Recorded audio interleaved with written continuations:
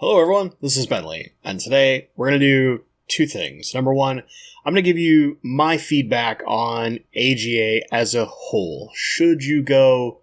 Should you not go? What I liked, what I didn't like, all that. Two, I shot a bunch of footage and mostly a lot of pictures, and I kind of wanted to show that off. And part of that included an after-hours trip and dinner with a whole crew of people at Dean's place. Let's have a little fun.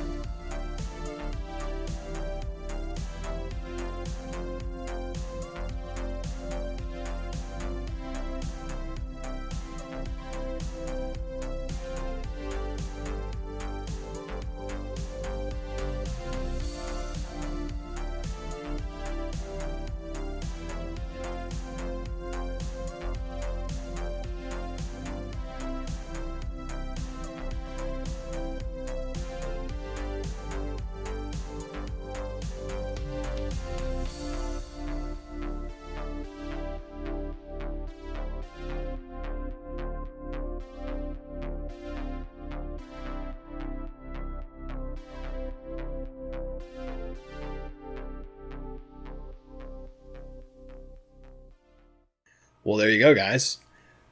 A bunch of footage, lots of pictures. I tried to... It actually took a lot of editing work to put that together. When you're not very good at editing, like me, that's actually quite hard to put together. So I got some tips from Jimmy. He helped me out there. Big shout out to Jimmy. Thank you so much. If you guys liked that style, let me know. I'd really like to know down in the comments. I have some ideas of using something similar to that for some future content. I just want to know if you like that style or if you prefer like separating video and pictures, or maybe you just don't want the still frame pictures at all, let me know. I know I'm not a photographer like Jimmy. I picked the shots that I thought were the best of what I took, but that doesn't mean they were all that great. They're just the ones that were the best of what I can do currently. Which is to say, my skills are not that great, but I'm working on them. So, after all that, what do I think of AGA? How long do you got? No, kidding. So, I want to go over the best parts first. There were workshops. I didn't go to any of them. There were talks. The only one I listened to was during the dinner banquet Saturday, which was Crystal Castleman, which was really fun. So I didn't go to the workshops. I didn't go to the talks. What did I do? I socialized. I got an opportunity to meet a lot of people. I've never got to meet and sit down with Zenzo, with Lucas Bretz. I met several of you guys, just like I've mentioned this in the live stream, but Ginger Graves, Barbara Jackson, Danielle Edwards, JL Aqua. There's more, but you guys know who you are. The opportunity to meet you guys, talk to you guys, in some cases, hang out with some of you for like half a day. That was an absolute blast. That is the part that made everything for me and the reason why I wanted to be there, to socialize with other fish nerds. So, based on that statement, would I go to AGA again? Probably. Not yes, probably. And let me explain why. Let's say that you didn't get a ticket to AGA. How does that make you feel? Like Aquashella Aquatic Experience, the two Aquashellas, these are huge events that basically don't have a cap. I know that Aquashella's actually sold out in Houston and probably will in Chicago, but those are thousands. It was like 2,000 people.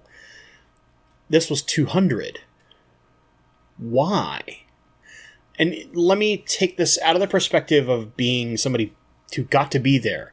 It felt very much more intimate. The opportunity to sit and chat with a vendor or sit and chat with a favorite person who happened to be there. Obviously, I talked to Gary Lang quite a bit.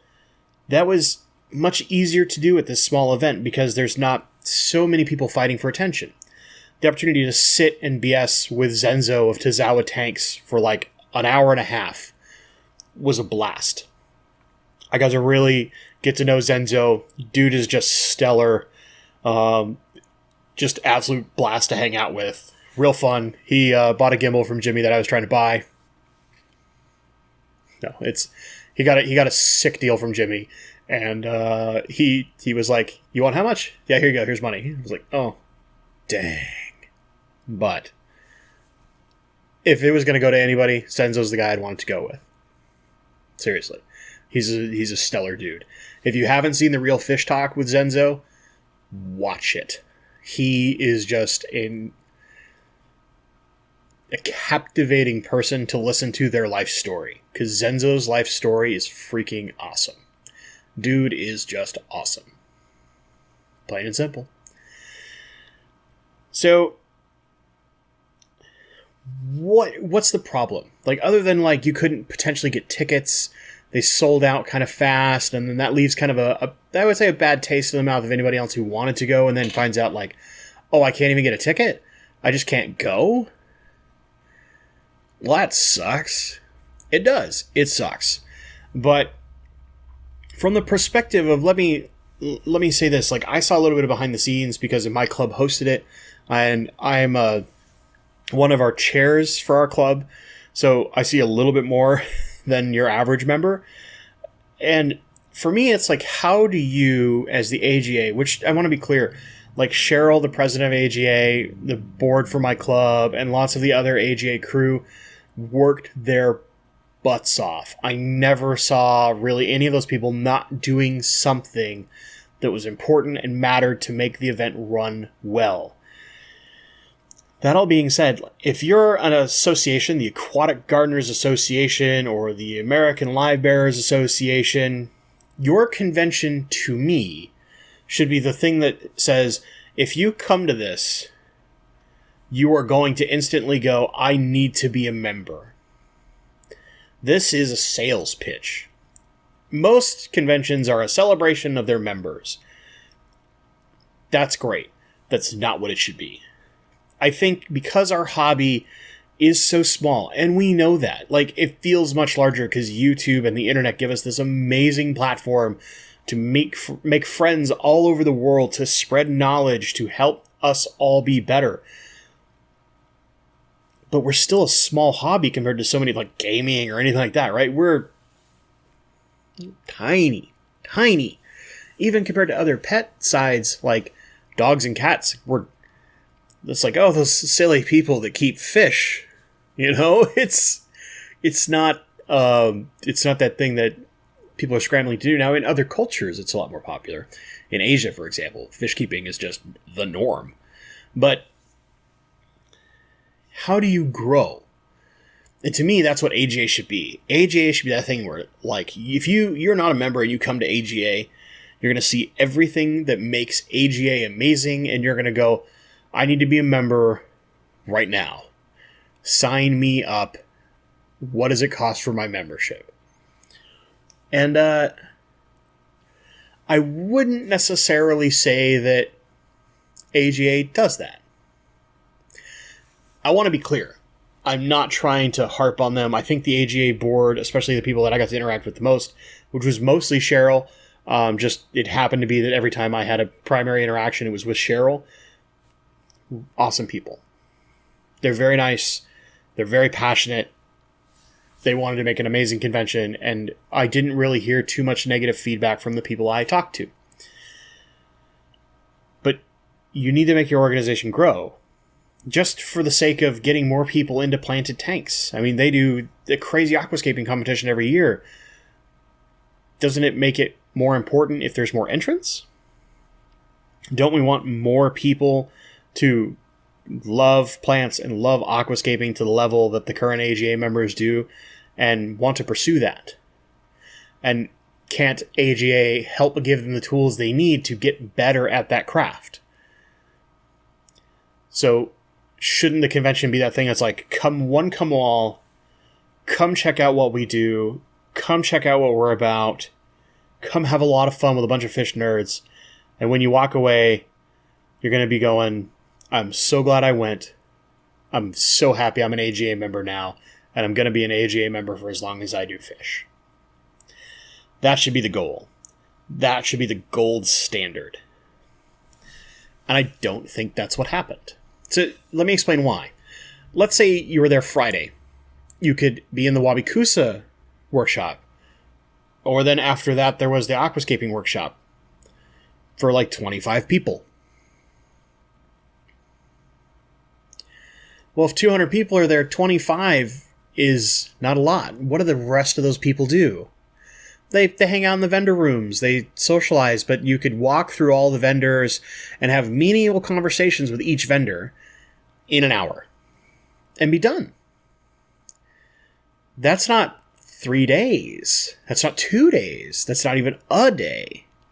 If you're not in the workshops, and there were some little talks here and there that were like 15 minutes, and there's a small Wabikusa talk demo before the workshop. And then there was Dennis Wong's aquascaping demo, which went for like 4.5 hours, but it made this amazing tank. It was apparently quite good. But is everybody going to sit for that whole time and watch?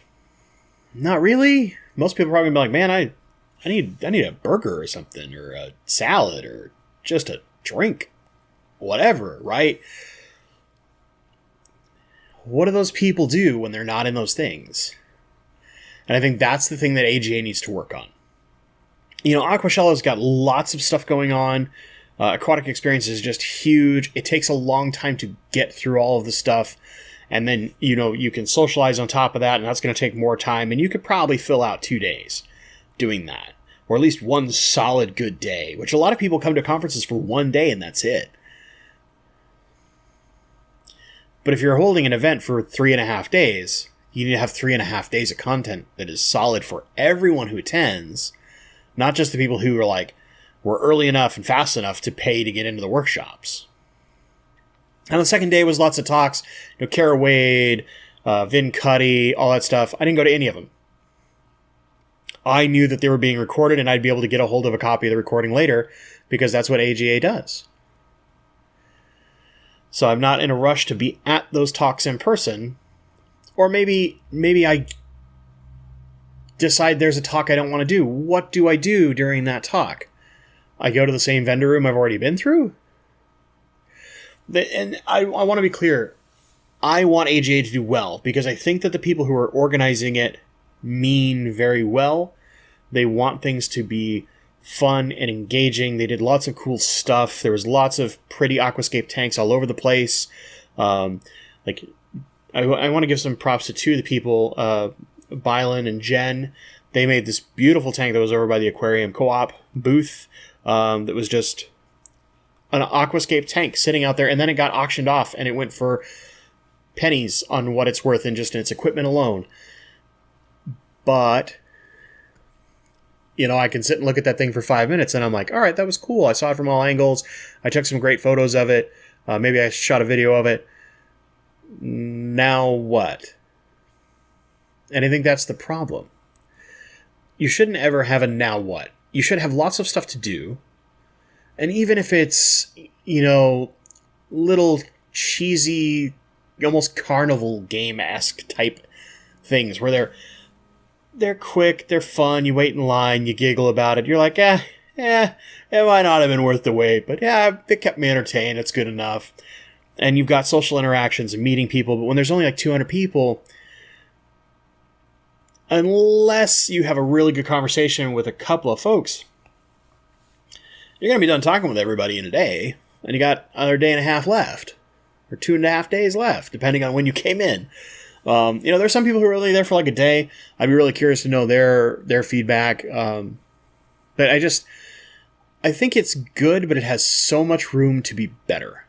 I think that's my review, if you will, of AGA's convention. And that's being hosted by my club, so I should have some serious bias there. But I have to be honest. And I mentioned this to some of my board members, one of which is an AGA board member. I said, how does AGA grow from this event? And I gave him a bunch of feedback because I wanted to go to AGA, because I want them to do better, to be amazing, because they're here in the US. They're relatively new in the grand scheme of things. I think they've only been around since like 2004 or 5. That's not a long time when it comes to fish. You've got a lot of these clubs that have been around since like the 60s or 70s. My club has been around since the 70s. We need this hobby to grow. We need it to be open to the general public, so that even people who are just like, I've never thought about keeping fish, or I never knew I could grow plants in a fish tank. Maybe I should go check this out. Well, tickets are sold out. I'm sorry. No. We need to make it like Aquashella, where the fire marshal had to shut them down on bringing new people in because they were way past the capacity for like fire safety codes. That's phenomenal, right? That's a way that you get lots of people interested, and potentially just have more people who maybe they're a fan of Corey of Aquarium Co-op or Corvus Oskin or Zenzo Tozawa, and they want to come in and meet their favorite YouTuber and then check out this convention they're at. You have the best possible advertising medium in the world. You have the internet and its video platform that caters specifically to people in our hobby. You have idiots like me who love teaching people about plants, who have been advocating for months, like, this is going to be fun, I hope I see you there, only to then hear from several people who I really wanted to be able to meet in person, like, I couldn't get a ticket, I guess I don't get to go. And I know that has to feel horrible.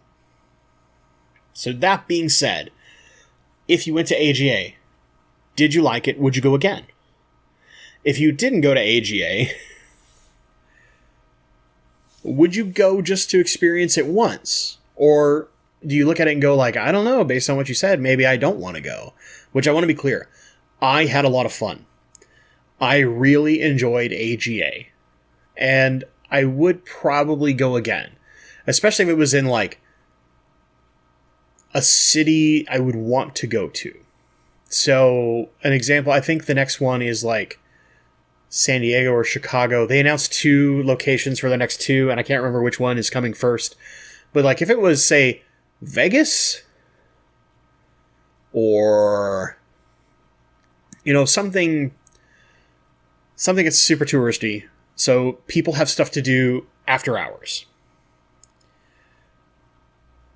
I'd probably go. Like pretty high chance that I would make that the thing I'd want to go to. If it was in a very random place like the American Live Bears Association, sounds really fun, was in Kentucky. I don't know that I want to go, because I don't know that when everything's done, I don't know that I just want to sit in either a bar or my hotel room waiting for the next day. I kind of want to have something else to do. Maybe that's like crawl fish stores or what have you. I want to have something to do with some of the other fish nerds I've met, other than hit a bar. I'm not a big drinker.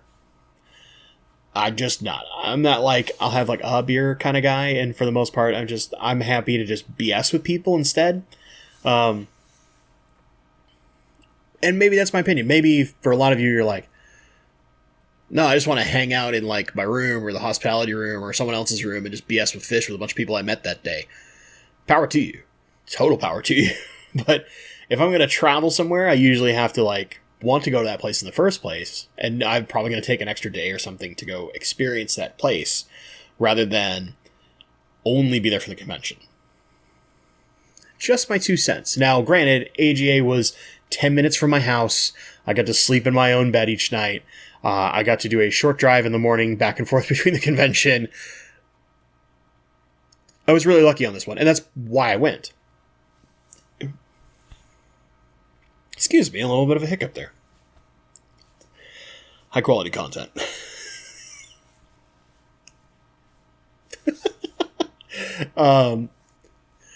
But would that make me go every time? I don't know. The opportunity to socialize with people is what mattered the most to me, and I got to do a lot of that. I got to bring people to my house and let them check out my tanks, and that was a blast. And I got to give guppies away. I got to do things that like just made me feel good as a fish person, because it was socializing with other fish nerds. I'm a very extroverted personality. If you're an extroverted person where you like going out and meeting people who share a hobby with you, man, conventions are awesome. They really are. If you can afford to do them, because you're going to meet tons of fish nerds. But that being said, if you're not that person and you can't get into the cool events, is AGA worth it? I'm going to say no. It's unfortunate because I want to be able to say yes. I got to meet some really awesome vendors. I got to meet lots of cool people. Lots of amazing people, including my personal fish hero, were there.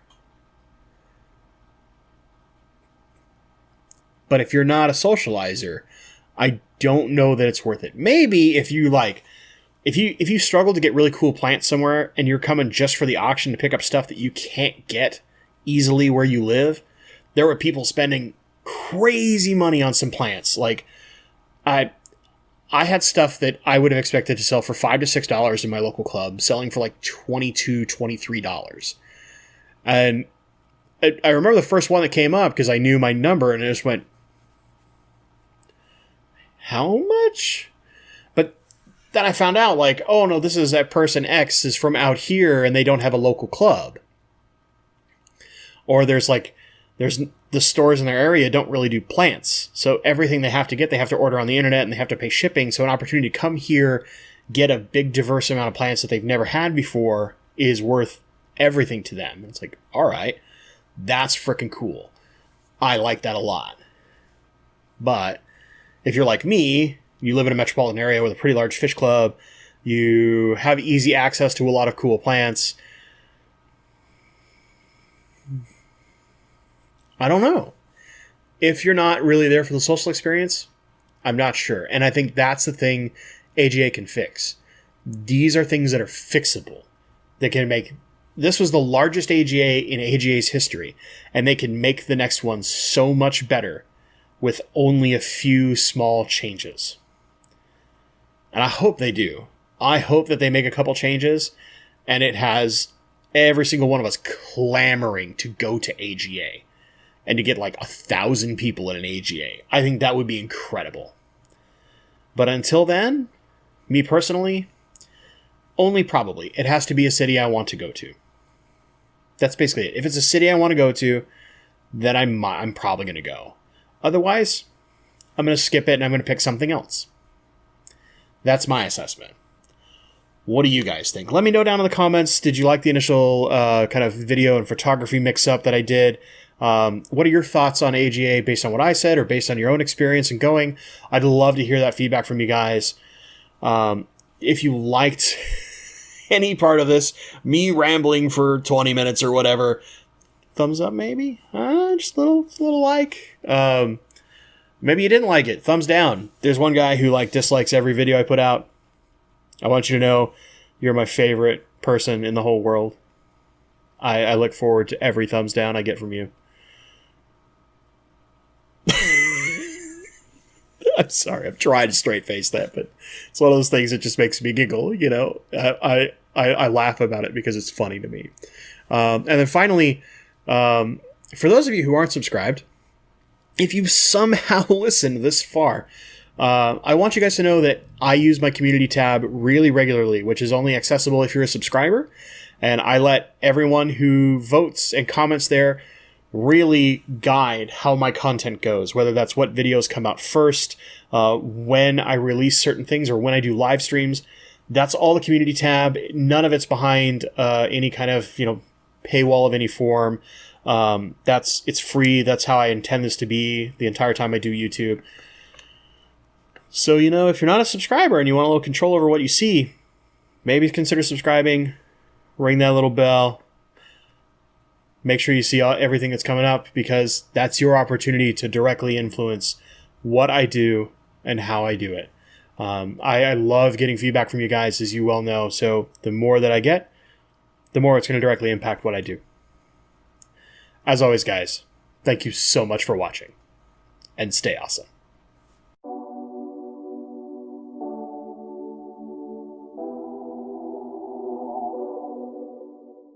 Nice.